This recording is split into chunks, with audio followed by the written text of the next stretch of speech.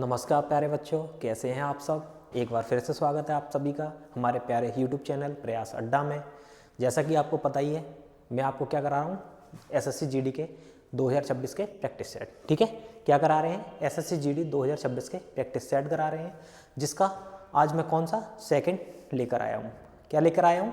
दूसरा practice set आपके सामने लेकर आया हूँ। चलिए शुरू करते हैं, और जो अभी तक लाइव नहीं आया है वो जल्दी से लाइव आ जाइए। ठीक है, जल्दी से बच्चे हो लाइव आ जाओ। ठीक है, चलिए आप सब लोग लाइव आओ, तब तक मैं क्या करता हूँ, एक दो क्वेश्चन कराता हूँ। चलिए आ जाइए सभी बच्चे, लाइव आ जाइए। देखिए पहला क्वेश्चन हमको क्या दे रखा है, कौन सा निर्देशक, क्या है, कौन सा निर्देशक सिद्धांत स्वशासन के लिए ग्राम पंचायतों के गठन का समर्थन करता है। अब ये क्या कह रहा है कि कौन सा जो अनुच्छेद है, ऐसा कौन सा अनुच्छेद है जो ग्राम पंचायत के बारे में हमको बताता है, इसके बारे में हमको बताना है। चलिए बताइए, थोड़ा सा टाइम दिया है आपको, बताइए। देखिए हमारे पास ऑप्शन क्या है, अनुच्छेद 40 है, अनुच्छेद 41, 40, 44, 45 और 48, ये हमको दे रखे हैं ऑप्शन। बताइए इनमें से कौन सा होगा। ये हो जाएगा ऑप्शन फर्स्ट। कौन सा हो जाएगा? ऑप्शन हो जाएगा फर्स्ट। क्या है? अनुच्छेद 40। ये क्या करता है, ये करता है आर्टिकल 40 को डिनोट। ग्राम पंचायत किस में आती है? आर्टिकल 40 में आती है।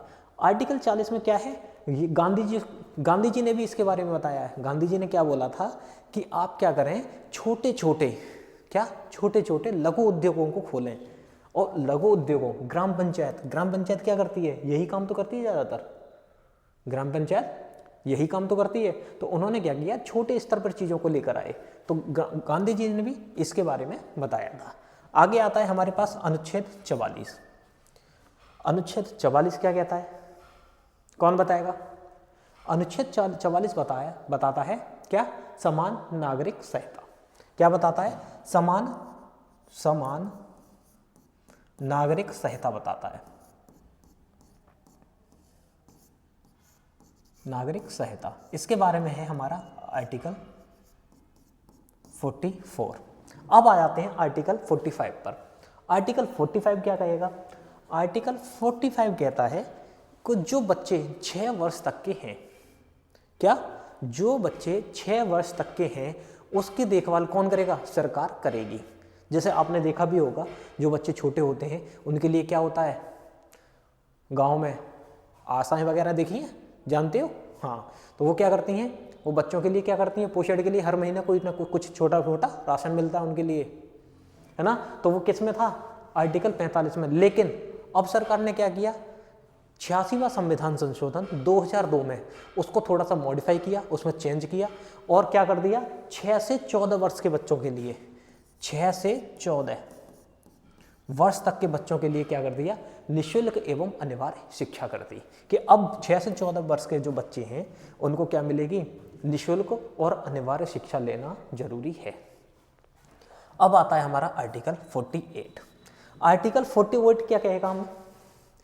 आर्टिकल 48 है क्या, कृषि और, बताइए, आर्टिकल 48 किससे है? कृषि और दुधारू पशुओं से रिलेटेड। क्या है? आर्टिकल 48। तो हमारा इसका आंसर क्या है, पहले क्वेश्चन का आंसर क्या है हमारा, अनुच्छेद 40। ठीक है, आशा है सभी ने किया होगा। चलिए दूसरे क्वेश्चन पे चलते हैं। दूसरा क्वेश्चन देखिए, दूसरा क्वेश्चन क्या है? दूसरा क्वेश्चन है, आगरा के ताजमहल को, क्या है, आगरा के ताजमहल के बारे में क्वेश्चन आया। देखिए किस वर्ष यूनेस्को की सूची में क्या किया गया था, शामिल किया गया था। इनका क्वेश्चन क्या है, क्वेश्चन ये है कि आगरा का जो ताजमहल है उसको यूनेस्को ने अपनी सूची में कब शामिल किया था, इसके बारे में हमसे पूछा गया है। देखिए ऑप्शन हमारे पास क्या है, 83, 84, 85 और 86, ये हमको ऑप्शन दे रखे हैं। चलिए बताइए, इंतजार कर रहा हूं मैं, जल्दी से बताएं क्या है, बोलिए, आपको पूरा टाइम दिया जा रहा है, बताइए।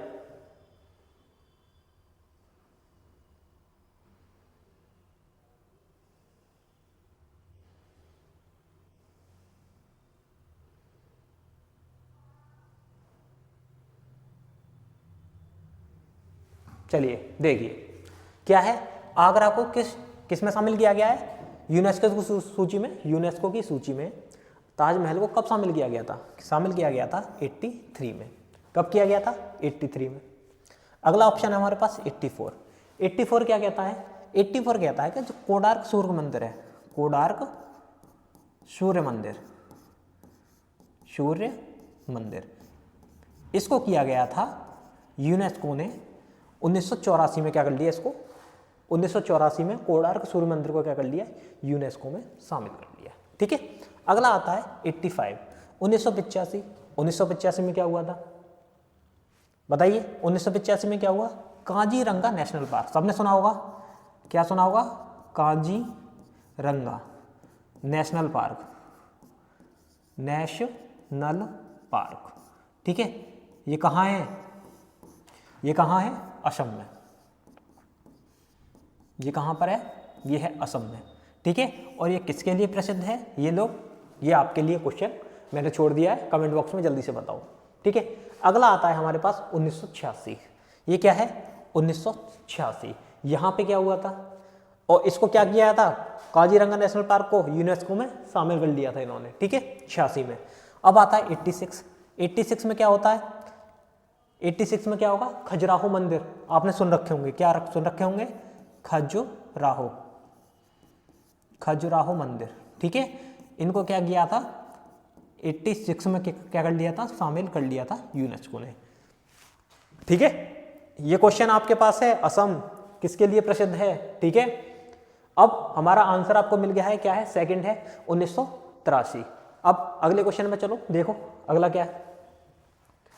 अगला क्वेश्चन दे रखा है हमें, हाल ही में 14 वर्षीय क्रिकेटर, कितना? 14 वर्षीय क्रिकेटर के बारे में पूछ रहा है। देखते हैं आगे क्या है। वैभव सूर्यवंशी को कौन सा पुरस्कार प्रदान किया गया है? मतलब हाल ही में जो हमारे क्रिकेटर हैं वैभव सूर्यवंशी, 14 वर्षीय हैं। ठीक है। इनको कौन सा पुरस्कार दिया गया है? सबसे पहले तो ये बताइए कहाँ गए हैं? कहाँ के हैं ये वैभव सूर्यवंशी जो क्रिकेटर हैं, ये हैं कौन से, कहाँ के? ये भारत में कौन से राज्य से आते हैं? ये कहाँ से आते हैं? बिहार से। कहाँ से आते हैं ये? बिहार से आते हैं। ठीक है। चलिए देखिए, यहाँ पे हमें ऑप्शन दे रखा है, अर्जुन पुरस्कार, ज्ञानपीठ पुरस्कार, बाल पुरस्कार और द्रोणाचार्य पुरस्कार। ये हमारे पास है 4 ऑप्शन। अब ये पूछा गया है कि वैभव सूर्यवंशी को कौन सा पुरस्कार मिला था इनको? राष्ट्रपति के द्वारा कौन सा पुरस्कार इनको दिया गया है? अर्जुन पुरस्कार। अर्जुन पुरस्कार किस में दिया जाता है? खेल में दिया जाता है। ये भी खेल है, लेकिन क्या ये क्या है?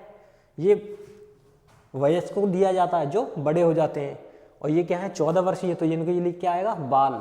देखो यहाँ पे क्या लिखा हुआ है? बाल पुरस्कार। तो बाल पुरस्कार किसको आ जाएगा? वैभव सूर्यवंशी को दिया गया था। ठीक है। अगला हमारे पास क्या है? ज्ञानपीठ पुरस्कार। ज्ञानपीठ पुरस्कार कहाँ दिया जाता है? ये दिया जाता है साहित्य में। कहाँ दिया जाता है? साहित्य में। साहित्य में दिया जाता है हमें ज्ञानपीठ पुरस्कार। अगला क्वेश्चन है, अगला ऑप्शन है हमारे पास द्रोणाचार्य। द्रोणाचार्य किस में दिया जाता है? ये भी खेल में दिया जाता है। किस में दिया जाता है? खेल में दिया जाता है। लेकिन खेल में दिया किसको जाता है? ये दिया जाता है कोच वगैरह को। किसको? कोच वगैरह। जैसे कि एग्जाम्पल हम ले सकते हैं इंडियन टीम। हमारे पास क्या है? इंडियन टीम है। अब इंडियन टीम के कोच कौन है अभी फिलहाल में? गौतम गंभीर है। तो अब ये यहाँ पे मान सकते हैं गौतम गंभीर। ठीक है। तो ये वाला द्रोणाचार्य किसको दिया जा सकता है? गौतम गंभीर को। ठीक है। ये हमारा हो गया। अब यहाँ पे क्या है? वैभव सूर्यवंशी कौन सा पुरस्कार मिला? बाल पुरस्कार। अगला क्वेश्चन हमें दिया गया है, निम्न में से कौन सा सत्र जुलाई से सितंबर तक होता है? क्या है? कौन सा सत्र जुलाई से सितंबर तक होता है? अब यहाँ पे क्या पूछा गया है? जो MP MLA विधायक वगैरह जो चुना के जाते हैं हमारे लोकसभा राज्यसभा में, तो वहां पे सत्र कितने होते हैं? वहां कितने सत्र होते हैं? वहां होते हैं 3 सत्र।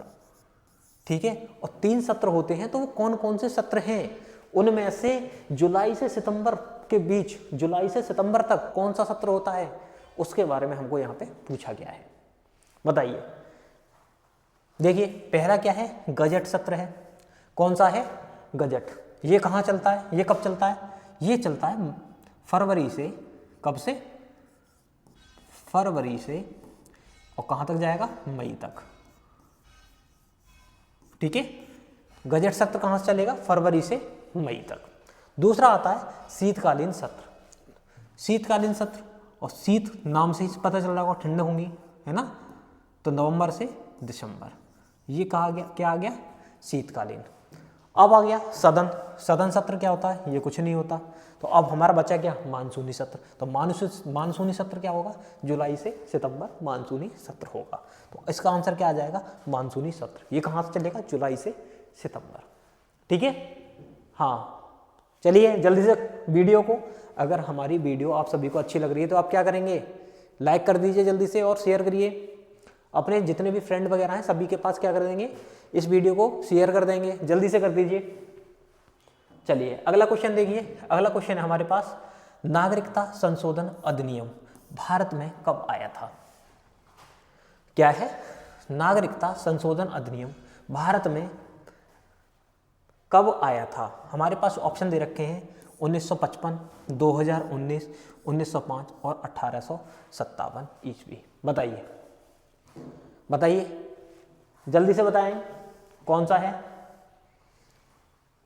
देखिए क्या है, नागरिकता संशोधन अधिनियम भारत में कब आया था। ये कब आया था, ये आया था 2019 में। कब आया, ये आया 2019 में। अब कैसे आया था, ये आया था 11 दिसंबर। क्या, 11 दिसंबर 2019 ये आया था 2019। कहाँ पे आया था, ये आया था लोकसभा में, लोकसभा बोल सकते हैं, संसद में। कहाँ आया था, ये आया था संसद में। ठीक है, ये इस तारीख को कहाँ आया, संसद में आया। अब संसद के बाद अब ये कहाँ पहुंचेगा, ये पहुंचेगा 12 दिसंबर को, ये पहुंचा राष्ट्रपति के पास। कहाँ पहुंचा, राष्ट्रपति के पास पहुंचा। और राष्ट्रपति के पहुंचने के बाद यहाँ 12 दिसंबर 2019 को इसको क्या कर दिया गया, इस अधिनियम को पारित कर दिया गया। इसीलिए हम बोलते हैं क्या, नागरिकता संशोधन अधिनियम भारत में 2019 में आया था। अब इसके बारे में देखा होगा आपने, सुना होगा, बहुत से दंगे वगैरह हुए थे, हैं, क्या किया थे, दंगे वगैरह, है ना, दंगे वगैरह मान सकते हो, या ये कह सकते हो आंदोलन वगैरह बहुत सारे हुए थे 2019 में कि इस बिल को मत लेकर आओ। लेकिन लोगों ने ये समझा ही नहीं कि ये है किस लिए। ठीक है, तो अब ये क्या था, इसमें बहुत सारे लोगों को क्या दिया गया था, यहाँ पे बोला गया था। जैसे कि इसमें शामिल कौन कौन थे, ये किसके लिए आया था, जैन, कौन थे, जैन हो गए, पारसी हो गए, ईसाई हो गए, कौन, ईसाई हो गए, और भी बहुत सारे थे। लेकिन यहाँ छोड़ा किसको गया था, यहाँ पे किसको छोड़ दिया था इसमें शामिल करने से, कौन थे, मुसलमान, इन लोगों को छोड़ दिया गया था। लेकिन ये लोग क्या कह रहे थे कि हमें भी इसमें शामिल करिए। लेकिन ये क्या था, मुसलमानों को इसमें शामिल कैसे कर सकते थे, आपको याद है 14, हाँ, भारत कब आजाद हुआ था बताइए, 15 अगस्त 1947 को। और मुसलमानों ने अपने देश को आजाद करने की, मुसलमान मतलब कह सकते हैं कि पाकिस्तान कब आजाद हुआ था, आजाद हुआ था कब, 14 अगस्त 1947। यहाँ पे क्या हो गया, पाकिस्तान आज़ाद हो गया। अब जब पाकिस्तान आज़ाद हो गया तो यहाँ क्या हुआ था कि ये बोला गया था कि मुस्लिमों का एक अलग देश बन गया पाकिस्तान। ये आज़ाद हो गए 14 अगस्त 1947 को, 14 अगस्त 1947 को ये आज़ाद हो गए, ये चले गए अपने। ठीक है, अब यहाँ पे इसीलिए मुसलमानों को शामिल नहीं किया गया था कि जब आपको अपना एक अलग देश दे दिया तो आपको इस बिल में हम क्यों शामिल करें, इसलिए ये आया था नागरिकता संशोधन अधिनियम। ठीक है, अगला देखिए, अगला है हमारे पास 1905। 1905 को क्या हुआ था, 1905 को हुआ था बंगाल विभाजन। क्या हुआ था, बंगाल विभाजन। ये कब हुआ था, 1905 को। आगे आता है ऑप्शन 1857।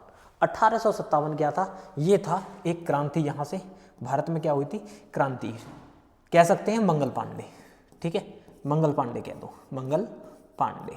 और मंगल पांडे के नाम से आपको ये वाली क्रांति पूरी याद आ जाएगी। क्या होगा? मंगल पांडे के नाम से आपको ये वाली क्रांति पूरी याद आ जाएगी। ठीक है, अब कैसे याद आई? मंगल पांडे ने कहाँ से क्या हुआ था?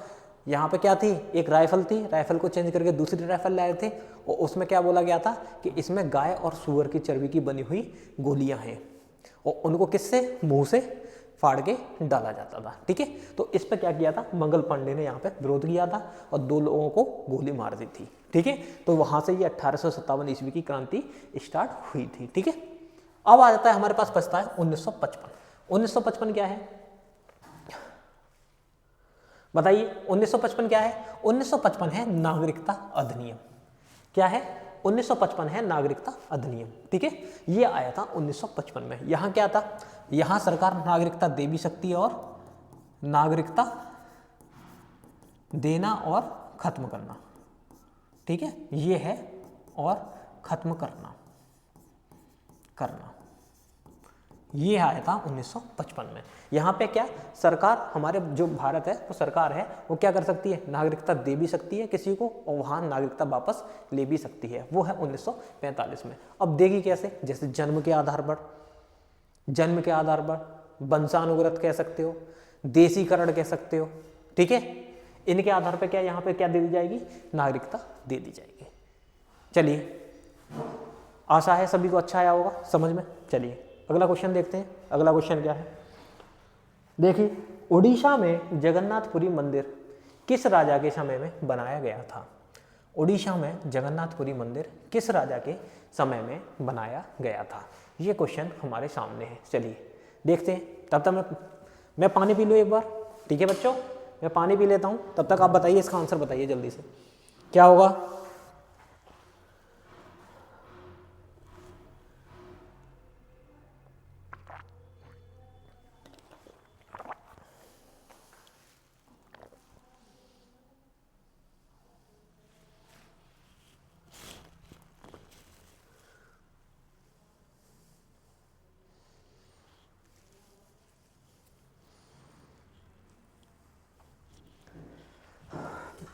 चलिए जल्दी से बताइए, इस क्वेश्चन का आंसर बताइए।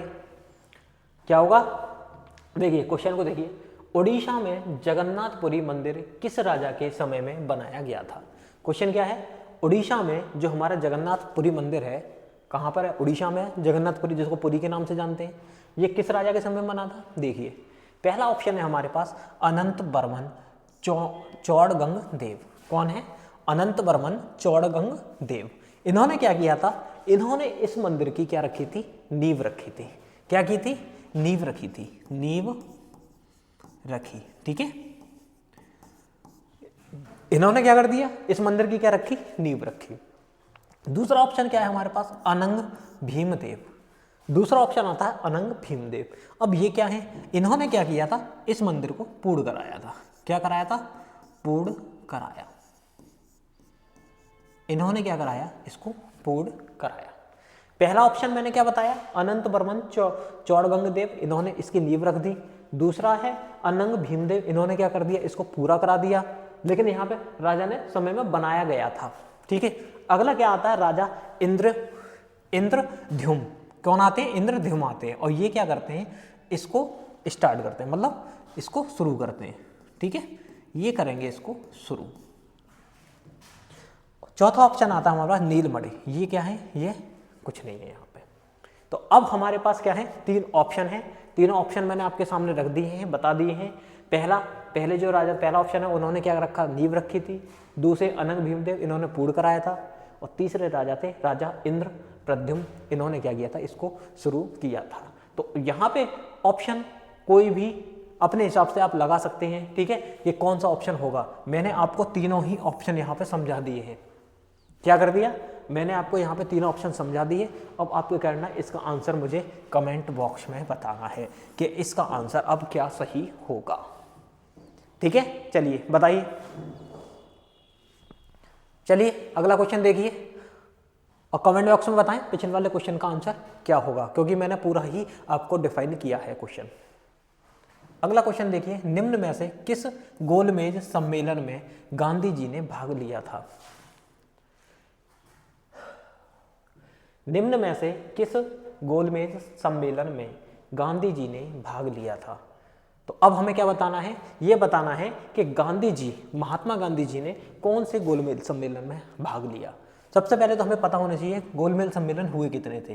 कितने हुए थे? गोलमेज सम्मेलन हुए थे हमारे 3। ठीक है, कितने हुए थे? 3। पहला हुआ था 1930 में और ये कहाँ तक चला? 1931 तक। दूसरा हुआ 1931 में और ये 1931 में ही खत्म हो जाएगा। तीसरा चलेगा 1932 में और ये 1932 में खत्म हो जाएगा। ये ऐसे हुए थे, पहला, दूसरा और तीसरा, ये हमारे हुए थे 3 गोलमेज सम्मेलन। अब क्वेश्चन ये है कि किस सम्मेलन में गांधी जी ने भाग लिया? तो कौन सा सम्मेलन था? वो सम्मेलन था दूसरा सम्मेलन। कौन सा था? द्वितीय सम्मेलन में गांधी जी ने क्या लिया था? इसमें भाग लिया था। चलिए अगला क्वेश्चन देखिए। अगला क्वेश्चन क्या है? निम्न में से कांग्रेस की प्रथम महिला अध्यक्ष, क्या पूछा गया है? निम्न में से कांग्रेस की प्रथम महिला अध्यक्ष कौन थी? इन्होंने पूछा है कि कांग्रेस की पहली महिला कौन सी पूछी है? पहली महिला पूछी है। हमको बताना है यहाँ पे पहली महिला कौन सी थी कांग्रेस की, उनके बारे में बताना है। हमारे पास ऑप्शन है एनी बेसेंट, सरोजिनी नायडू, अंबिका चरण मजूमदार और रजिया सुल्तान। ये हमारे पास 4 ऑप्शन दे रखे हैं। देखिए सबसे पहले देखो अंबिका चरण मजूमदार, ये ऑप्शन तो यहीं से कट गया। क्यों? ये पूछ रहा है महिला, लेकिन ये महिला नहीं है। ये क्या है? ये महिला नहीं है। ठीक है, लेकिन ये कौन है? ये 1916 में बताना। 1916 में कहाँ पे अधिवेशन किया था? ये अध्यक्ष रहे थे अंबिका चरण मजूमदार। 1916 में कहाँ रहे वो आपको बताना है कमेंट बॉक्स में। चलिए अगला देखिए, रजिया सुल्तान। रजिया सुल्तान कौन थी? ये प्रथम मुस्लिम महिला शासिका थी। ठीक है, प्रथम मुस्लिम महिला शासिका रजिया सुल्तान थी। तो ये ऑप्शन भी नहीं होगा। अब हमारे पास बचे 2, एनी बेसेंट और सरोजिनी नायडू। ठीक है, एनी बेसेंट देखते हैं क्या है। प्रथम महिला अध्यक्ष, प्रथम महिला अध्यक्ष कौन थी? एनी बेसेंट थी। कौन थी? Annie Besant. ठीक है, अगला क्वेश्चन। अब अगला ऑप्शन है हमारे पास सरोजिनी नायडू। सरोजिनी नायडू कौन है? ये प्रथम भारतीय महिला अध्यक्ष। कौन है? भारतीय महिला अध्यक्ष। ये है भारतीय महिला, भारतीय महिला। ठीक है, ये भारतीय महिला है। ठीक है, समझ में आ रहा है ना सभी को? अच्छा थोड़ा सा और देखो, ये कब? 1917। लो सही है, और इसकी भी डेट लिख लो 1925। 1925। अब आप ये बताएंगे कि मैंने छोड़ा क्या है यहाँ पे? सिटी का नाम छोड़ा है। किसका? शहर का नाम छोड़ा है, वो आप बताएंगे मुझे। ठीक है, चलिए अगला देखिए। अगला क्वेश्चन क्या है? अगला चेक करिए। निम्न में से कुंभ के मेले में कितने श्रद्धालुओं ने स्नान किया था? क्वेश्चन देखिए, बहुत बढ़िया क्वेश्चन है ये। निम्न में से कुंभ मेले में कितने श्रद्धालुओं ने स्नान किया था? क्या? निम्न में से कुंभ में, कुंभ कहाँ पे लगा था? प्रयागराज। कहाँ लगा? प्रयागराज। और प्रयागराज को पहले क्या बोलते थे? इलाहाबाद। इलाहाबाद। ठीक है, ये बोला जाता था। ठीक है, चलिए बताइए, कुंभ मेला प्रयागराज में लगा और यहाँ पर कितने श्रद्धालुओं ने भाग लिया? कितने श्रद्धालुओं ने स्नान किया था? भाग लेने का मतलब स्नान किया था। ठीक है, बताइए। ऑप्शन है 66 करोड़, 66 करोड़ 21 लाख, 66 करोड़ 21 लाख प्लस, या 66 करोड़ 10 लाख। बताइए। चलिए एक और मैं बताता हूं। 8 करोड़ लोगों ने, 8 करोड़ लोगों ने तो क्या? मौनी अमावस्या, क्या? मौनी अमावस्या, अमावस्या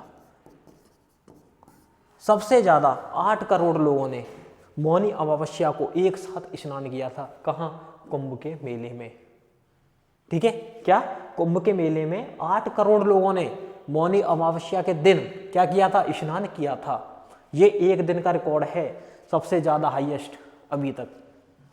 चलो अपने क्वेश्चन पर लौटो। क्वेश्चन क्या है? क्या पूछा है? कितने श्रद्धालुओं ने क्या किया? स्नान किया। तो कितने थे? 66 करोड़ 21 लाख से भी अधिक लोगों ने क्या किया था?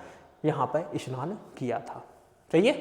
चलिए अगला क्वेश्चन देखिए। अगला क्वेश्चन क्या दे रखा है, निम्न में से भारत का प्रथम गवर्नर जनरल कौन था। हमसे पूछा गया है कि इन चार ऑप्शन है हमारे पास, पूछा गया है कि इनमें से भारत का प्रथम गवर्नर जनरल कौन था। बताइए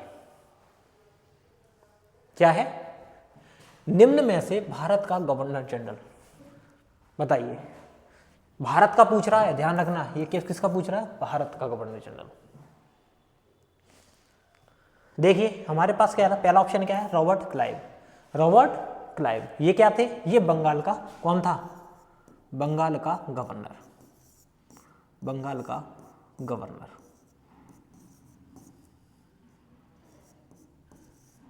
बंगाल का गवर्नर कौन था, बंगाल का गवर्नर रॉबर्ट क्लाइव। ठीक, उसके बाद आते हैं वॉरेन हेस्टिंग। कौन आए, वॉरेन हेस्टिंग। ये कौन है, बंगाल का गवर्नर जनरल। ये कौन है, ये है बंगाल का गवर्नर जनरल, बंगाल का गवर्नर, कौन, गवर्नर जनरल। अगला क्वेश्चन देखिए, अगला क्वेश्चन है लॉर्ड कैनिन। लॉर्ड कैनिन ये कौन है, बताइए, लॉर्ड कैनिन कौन है, ये है भारत के वायसराय। लॉर्ड कैनिन कौन है, ये है भारत के वायसराय, भारत के वायसराय। लास्ट ऑप्शन हमारे पास बचता है विलियम बेंटिंग। विलियम बेंटिंग ये कौन थे, ये थे भारत के गवर्नर जनरल। कौन थे, गवर्नर जनरल, कहाँ के, भारत के। ठीक है, तो हमारा ऑप्शन क्या हो जाएगा, हमारा ऑप्शन होगा option D, Lord William Bentinck. ये थे भारत के प्रथम गवर्नर जनरल। ठीक है, चलिए अगला क्वेश्चन देखिए। अगला क्वेश्चन क्या है, अगला क्वेश्चन है निम्न में से दिल्ली का पुराना नाम क्या था। हमसे क्या पूछा है, हमसे पूछा है दिल्ली का पुराना नाम। बताइए, देखते हैं कौन बताएगा इसे। क्या है, दिल्ली का पुराना नाम क्या है, चलिए बताइए जल्दी से। दिल्ली का पुराना नाम बताइए, कौन बताएगा, जल्दी बताइए दिल्ली का पुराना नाम।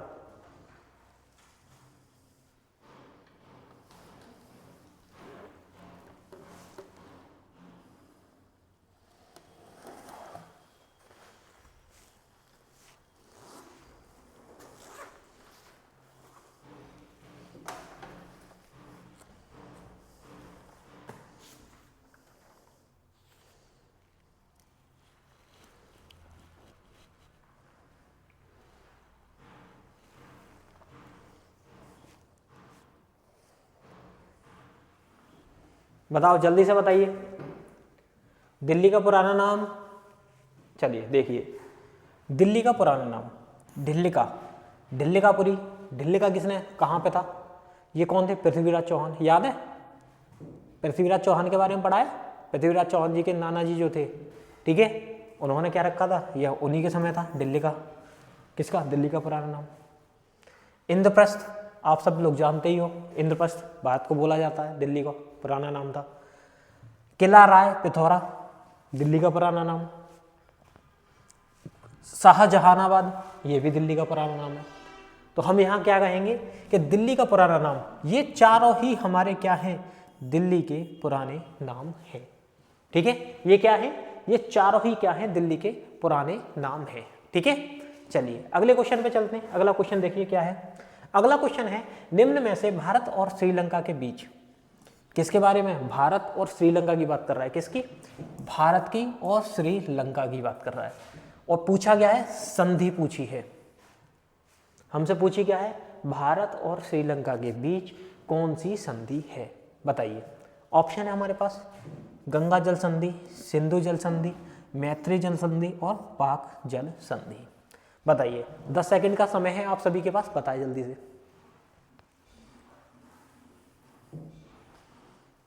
बताइए, अगर आपको सभी को वीडियो अच्छी लग रही है तो लाइक शेयर कर दें जल्दी से, अपने सभी मित्रों को शेयर कर दीजिए वीडियो को। जल्दी से शेयर करके आइए। हाँ देखिए, चलिए बताइए क्या है, भारत और श्रीलंका के बीच संधि पूछिए। ठीक है, पहला ऑप्शन हमारे पास क्या है, गंगा जल संधि। गंगा जल संधि, ये क्या है गंगा जल संधि, ये किस किस के बीच है, ये है भारत और बांग्लादेश के बीच। किसके, भारत और बांग्लादेश। ठीक है, किसके, बांग्लादेश के बीच। भारत और बांग्लादेश के बीच में क्या है, गंगा जल संधि है। अगला ऑप्शन है हमारे पास सिंधु जल संधि। सिंधु जल संधि किसके बीच है, 1960, बताइए लो, और दे दिया, हिंट दे दी, 1960 समझौता हुआ था किसके साथ, पाकिस्तान के साथ। किसके साथ हुआ, पाकिस्तान के साथ। ठीक है, तो ये संधि किसके साथ है, पाकिस्तान के साथ है। ठीक है, भारत और पाकिस्तान के साथ, भारत भी लिख लो, भारत और पाकिस्तान के साथ हुई थी ये। अगली आती है मैत्री जल संधि। कौन सी, मैत्री जल संधि, ये भी किसके है, भारत और पाकिस्तान के बीच में है, मैत्री जल संधि। ऑप्शन बचता है 4, पाक जल संधि। तो पाक जल संधि किस किस के बीच है, भारत और श्रीलंका के मध्य। ये कौन सी है, पाक जल संधि। ठीक है, पाक जल संधि भारत और श्रीलंका के बीच में है। अगला क्वेश्चन आता है हमारा, निम्न में से कौन सी पुस्तक, अब यहाँ ये क्वेश्चन आ गया पुस्तक से। ठीक है, बुक के बारे में पूछा गया है। स्वामी विवेकानंद के मरणोपरांत, कहने का मतलब ये है कि जब स्वामी विवेकानंद जी मर गए थे, उनके बाद में इनमें से कौन सी पुस्तक प्रकाशित हुई थी। मरने का मतलब ये है कि पुस्तक किसकी थी, पुस्तक स्वामी विवेकानंद जी की थी, लेकिन छपी कब थी, प्रकाशित कब हुई थी, इनके मरने के बाद में। ठीक है, तो इनमें से बताइए कौन सी पुस्तक है। क्या है, कर्मयोग, राजतरंगिणी, पंचतंत्र और बाबरनामा। बताए कौन सी पुस्तक है जो स्वामी विवेकानंद जी के मरने के बाद में, इनकी पुस्तक और इनके मरने के बाद में प्रकाशित हुई, बताइए कौन सी है, कर्म योग। कौन सी हो जाएगी, कर्म योग। और दूसरी एक और थी, क्या नाम था उसका, राजयोग। राजयोग, ये दो पुस्तकें जो थी ये स्वामी विवेकानंद जी के मरने के बाद में प्रकाशित की गई थी। ठीक है, अगला क्वेश्चन है, अगला ऑप्शन है हमारे पास राजतरंगिणी। ये क्या है, ये किसकी है, ये लिखी है कल्हड़ ने। ये किसने लिखी, कल्हड़ ने। पंचतंत्र, पंचतंत्र ये सबको पता होगा, पूछी जाने वाली पुस्तक है। क्या है, विष्णु शर्मा, ये लिखी थी। आगे आती है बाबरनामा। बाबरनामा को मैं बता चुका हूँ पिछले प्रैक्टिस सेट में, इसलिए नहीं बताऊंगा। ठीक है, इसको क्या करना है, इसको आपको खुद बताना है मुझे। कमेंट बॉक्स में बताइए बाबरनामा किसकी पुस्तक है, किसने लिखी थी ये। अगला क्वेश्चन है, गुलाम वंश के शासक कौन थे। गुलाम वंश के शासक इल्तुतमिश किस विजय के बाद अपनी बेटी का नाम सिक्कों पर, क्या है, सिक्कों पर गुदवाते हैं। क्या है, गुलाम वंश का एक संस्थापक था, क्या नाम था उसका, इल्तुतमिश। और इसने क्या किया था, कौन सी विजय के बाद में अपनी बेटी का नाम क्या करवाया था, गुदवाया था सिक्कों पर। ठीक है, इनकी बेटी का नाम क्या था, इल्तुतमिश की बेटी का नाम क्या था, रजिया सुल्तान। क्या था, रजिया सुल्तान इनकी बेटी का नाम था। ठीक है, ये क्या चाहते थे, इनकी आखिरी इच्छा क्या थी इल्तुतमिश की, क्या थी कि मेरे मरने के बाद में मेरे गद्दी का जो हकदार होगा वो कौन होगा, रजिया सुल्तान होगी। ठीक है, क्यों, क्योंकि इनका जो बड़ा बेटा था इल्तुतमिश वो मर गया था। ठीक है, मारा गया था। बाकी की रजिया सुल्तान और एक बेटा और था, वो क्या था, वो अयोग्य था, वो गद्दी पर बैठने लायक नहीं था। ठीक है, तो ये क्या चाहते थे कि मेरी बेटी मरने के बाद, मेरे मरने के बाद गद्दी पर बैठे। और क्या था इल्तुतमिश, इल्तुतमिश था गुलामों का गुलाम। ठीक है, किसका, कुतुबुद्दीन ऐबक का गुलाम था ये। और इसके समय में क्या होता था, लाल वस्त्र पहनकर क्या होता था, न्याय होता था। चलिए अपने क्वेश्चन पर लौट कर आइए। क्वेश्चन क्या था, हमने पूछा है, क्वेश्चन में पूछा गया है कि सिक्कों पर नाम कब गुदवाया था, मतलब इल्तुतमिश ने कौन सी विजय की, उसके बाद में इसने क्या किया, अपनी बेटी रजिया सुल्तान का नाम क्या कराया, यहाँ पर गुदवाया। तो कौन सा, क्या है, ग्वालियर विजय के बाद। ये क्या किया था इसने, एक ग्वालियर विजय की थी और उस वजह से खुश होकर इसने क्या किया, अपनी बेटी का नाम सिक्कों पर गुदवाया। ठीक, अब आता है रणथंभौर, मालवा और बनारस। इनको भी इसने क्या किया था, इन तीनों को भी इसने जीता था। ठीक है, इन तीनों को भी इसने क्या किया था, जीता था। चलिए अगला क्वेश्चन देखिए, अगला क्वेश्चन क्या है। अगला क्वेश्चन आता है, हाल ही में कौन सी टीम ने भारत को ओडीआई क्रिकेट में शिकस्त दी। हाल ही में कौन सी टीम ने भारत को ओडीआई क्रिकेट में शिकस्त दी, मतलब हराया। ठीक है, ऐसी कौन सी टीम है जिसने भारत को ओडीआई क्रिकेट में अभी फिलहाल में हराया है, बताइए। ऑस्ट्रेलिया, दक्षिण अफ्रीका, न्यूजीलैंड या पाकिस्तान। कौन सी टीम है, ये टीम है न्यूजीलैंड। न्यूजीलैंड ने क्या किया है, 2-1 से सीरीज को हाल ही में जीता है। ठीक है, 2-1 से न्यूजीलैंड पहली बार क्या है, मतलब हाल ही में क्या किया है, न्यूजीलैंड ने भारत को 2-1 से इस सीरीज को अपना कब्जा कर लिया और भारत को हरा दिया। चलिए अगला देखिए, निम्न में से कौन सा नृत्य उत्तर प्रदेश का नहीं है। गलत क्वेश्चन पूछा है। गलत क्वेश्चन पूछने का मतलब 3 ऑप्शन सही होंगे, एक गलत होगा। ठीक है, देखिए निम्न में से कौन सा नृत्य पूछा है जो उत्तर प्रदेश का नहीं है। देखिए पहला क्या है, नौटंकी है, ये तो है ही यहाँ का। ठीक है, ये तो उत्तर प्रदेश का है। रासलीला, ये भी उत्तर प्रदेश का है। कथकली, ये यहाँ का नहीं है, ये कहाँ का है, ये है केरल का। कथकली कहाँ का है, केरल का। तो ऑप्शन कौन सा सही हो जाएगा, केरल। कथक कहाँ का है, ये उत्तर प्रदेश का है। तो ऑप्शन नंबर हमारा कौन सा सही होगा, ऑप्शन नंबर सी, केरल। ठीक है, लगा लिया सभी ने। ठीक है, चलिए अगला क्वेश्चन आता है, निम्न में से विरासत पशु के नाम से किसे जाना जाता है। क्या पूछा गया है, विरासत पशु। हमारे पास है 4 ऑप्शन, शेर, चीता, गैंडा, हाथी। इनमें से विरासत पशु के नाम से हम किसे जानते हैं, ये हमसे क्वेश्चन पूछा गया है। बताइए, जल्दी से बताएं।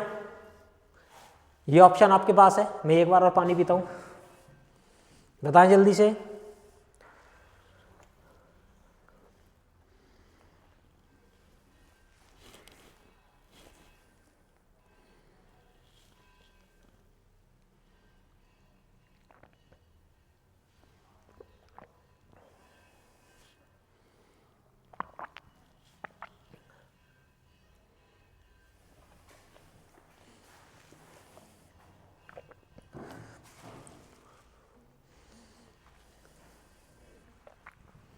बताइए जल्दी से, विरासत पशु के नाम से किसको जाना जाता है, बोलिए। क्या है, हमारे पास ऑप्शन दे रखे थे, शेर, चीता, गैंडा, हाथी। ये हमारे पास क्या थे, ऑप्शन थे। चलिए देखिए, तो विरासत पशु कौन है, किसको जाना जाता है, विरासत पशु जाना जाता है हाथी को। किस नाम से, विरासत पशु के नाम से जानते हैं हम हाथी को। ठीक है, ये कब आया था, 1992 में ये प्रोजेक्ट चलाया गया था। कब चलाया गया, 1992 में। दूसरा क्वेश्चन आता है हमारा, गैंडा परियोजना कब चलाई गई। गैंडा परियोजना चला गई थी 2005 में। गैंडा परियोजना कब, 2005 में चलाई गई। इससे ऊपर है चीता परियोजना कब चलाई गई थी। चीता परियोजना चला गई थी 2022 ईस्वी में। और अगला पहला ऑप्शन है हमारे पास, शेर प्रोजेक्ट आया था 1972 में। ठीक है, कब आया था, 1972।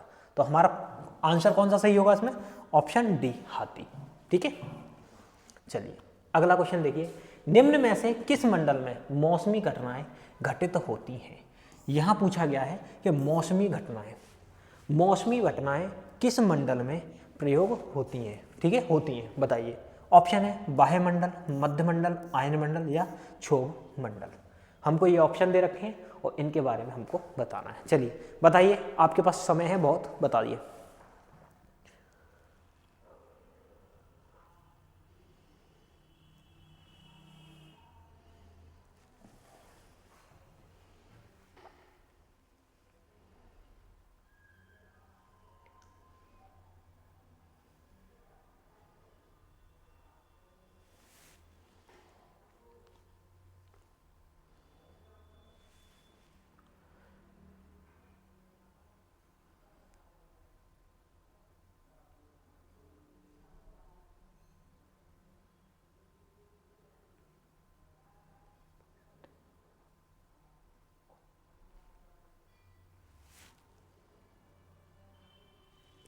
बताइए क्या होगा? मौसमी घटनाएं कहाँ होती हैं? मौसमी घटनाएं होती हैं क्षोभ मंडल में। मौसमी घटनाएं मतलब आंधी, तूफान, बारिश वगैरह सब कहाँ पे आती हैं? ये आती हैं क्षोभ मंडल में। ठीक है, क्षोभ मंडल में क्या होता है? आंधी, तूफान, बारिश वगैरह क्षोभ मंडल में आता है। अगला है हमारे पास आयन मंडल। आयन मंडल में क्या होता है? आयन मंडल में कृत्रिम उपग्रह, जानते हो, सेट है ना, कृत्रिम उपग्रह। ये कहाँ होंगे? उपग्रह ये कहाँ होंगे हमारे? ये होंगे आयन मंडल में। अब आ जाता है मध्य मंडल। मध्य मंडल में क्या होता है बताइए? मध्य मंडल में क्या होगा और बाह्य मंडल में क्या होगा? यहाँ पे होगी हल्की गैसें, हल्की गैसें, गैसें ये यहाँ पाई जाती है। अब मैंने आपके लिए क्वेश्चन छोड़ दिया बस एक, कौन सा है? आयन मध्य मंडल। क्या है? मध्य मंडल। मध्य मंडल के बारे में आप बताएंगे कमेंट में कि मध्य मंडल में कौन सी घटना होती है। जैसे मैंने यहाँ पर क्या बताया, आंधी तूफान यहाँ आती है क्षोभ मंडल में। आयन मंडल में कृत्रिम उपग्रह, सैटेलाइट वगैरह होती हैं। बाह्य मंडल में आती है हल्की गैसें, है ना, हीलियम, हाइड्रोजन वगैरह। ठीक है, ये यहाँ पे आ जाती हैं हल्की गैसें। अब रह गया मध्य मंडल, ये मैंने आपके लिए छोड़ दिया है, इसको बताएंगे आप सभी। ठीक है, चलिए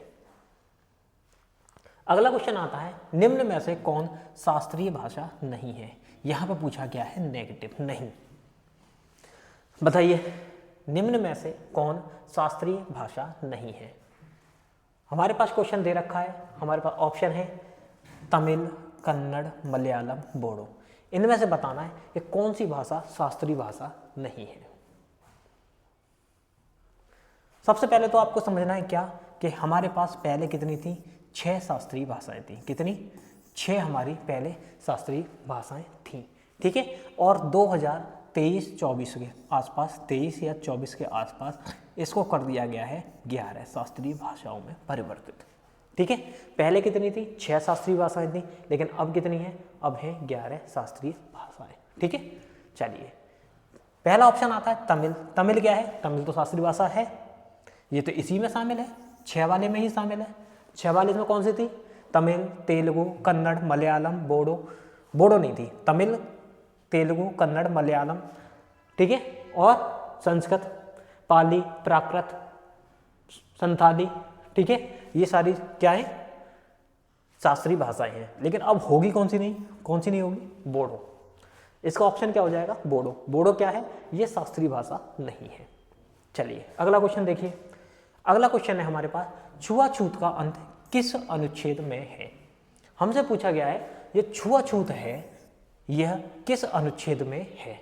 कौन से अनुच्छेद में छुआछूत के बारे में हमको बोला गया है? बताइए, बताइए जल्दी से।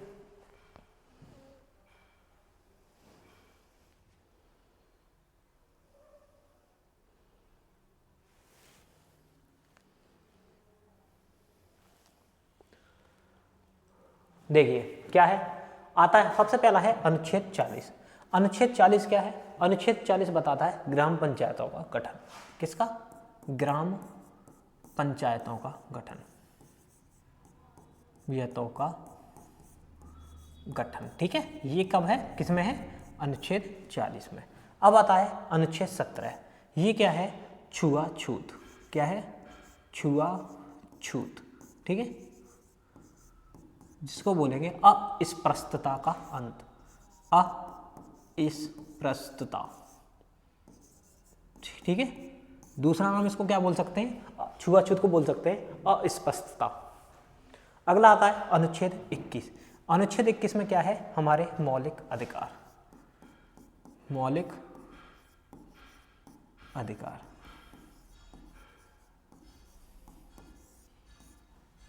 लास्ट आता है ऑप्शन हमारे पास अनुच्छेद 14। ये है विधि के समक्ष समानता। क्या है? विधि के समक्ष समानता। विधि के समक्ष समानता, समानता। बताइए, मैंने चारों ही आपको डिफाइन कर दिए। क्या? चारों ही ऑप्शन डिफाइन किए हैं, तो हमारा इसका आंसर क्या होगा? इसका आंसर होगा ऑप्शन बी, अनुच्छेद 17। क्या होगा? अनुच्छेद 17। और हमारे यहाँ पे क्या होते हैं? हमारा ये प्रैक्टिस सेट होता है पूरा। क्या हो गया? ये प्रैक्टिस सेट हमने कर लिया पूरा। ठीक है। अब मुझे आप कमेंट बॉक्स में ये बताइए आपके कितने क्वेश्चन यहाँ पर सही हुए हैं, क्या कितने ही क्वेश्चन आपके यहाँ पर सही हुए हैं, आपको ये बताना है, ठीक है, बताइए जल्दी से। दूसरी बात, अब मुझे ये बताइए आपको वीडियो अच्छी लगी या नहीं लगी। अगर आपको ये वीडियो अच्छी लगी है तो आप क्या करेंगे, इसको अपने यार दोस्त, जितने भी दोस्त हैं, फ्रेंड हैं, ठीक है, रिश्तेदार हैं, उन सबको क्या कर देंगे, शेयर कर देंगे, ठीक है। और क्या करना है, अगली वीडियो का इंतजार, ठीक है। अगली वीडियो आपको कल ही मिल जाएगी, ठीक है। कल ही फिर दोबारा से इसी टाइम पर आप आ जाइएगा, ठीक है। जल्दी से आ जाना, लेट मत होना, आज बहुत से बच्चे लेट आए थे, ठीक है। तब तक के लिए मिलते हैं आपसे नेक्स्ट वीडियो में, तब तक के लिए धन्यवाद।